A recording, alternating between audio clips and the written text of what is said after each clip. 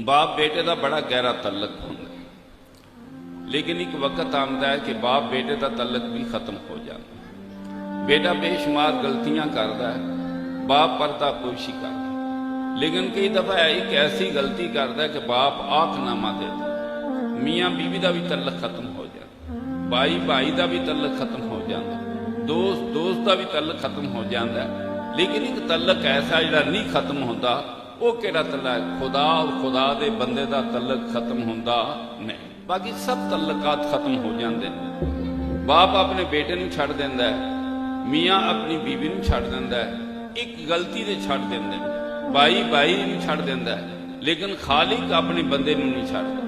बल्कि अल्लाह ताला दा कुरान हकीम अगर देखोगे कि तुमने एक आयत करीमा भी ऐसी नहीं मिलेगी जिस मेरे रब ने इरशाद फरमाया हुए कि तू बेशुमार गुनाह कर चुका है, आज तो बाद मेरे दरवाजे से नहीं आ।